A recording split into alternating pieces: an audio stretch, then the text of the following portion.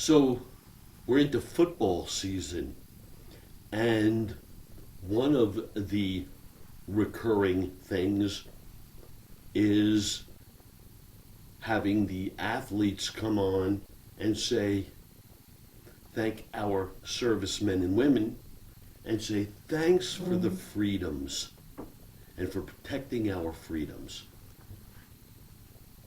Isn't that bizarre and incongruous? Because we just had an election where the majority of Americans voted to relinquish our freedoms. Every single thing that Donald Trump said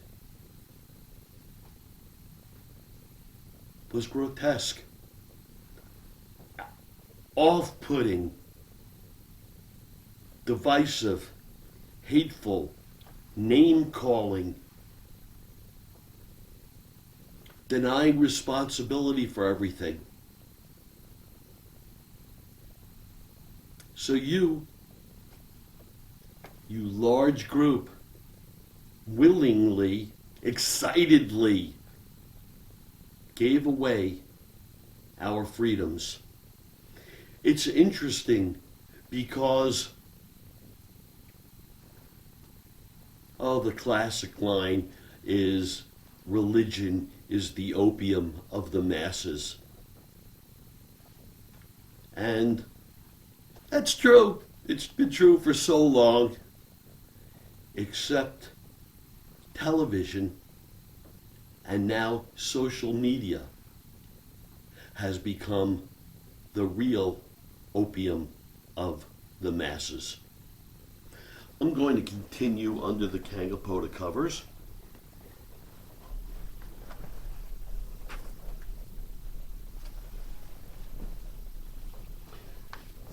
I haven't really addressed in a little while about how nice it is to have room for your feet under the covers. Look at that, just at a right angle, and the canopy expands so that, yeah, you see my toes, but the point is it's not pressing down. It's draping my feet rather than pressing down hard against them. It makes all the difference in the world. So let's finish this discussion a little bit.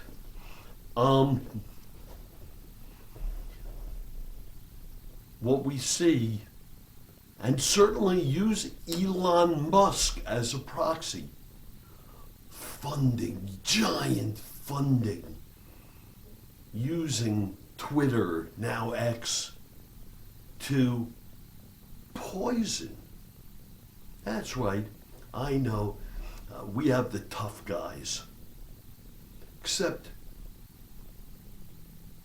the tough guys have always, right, we're going to follow the king, we're going to follow the ruler.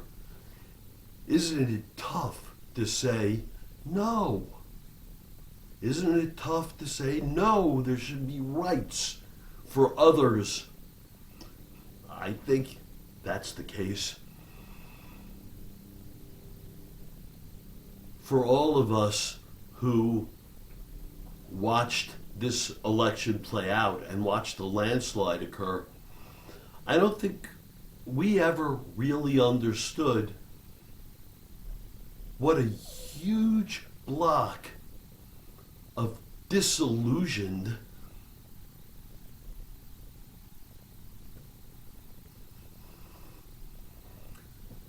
racists, bullies. It's difficult for us to get our arms around it. What did you possibly find so appealing about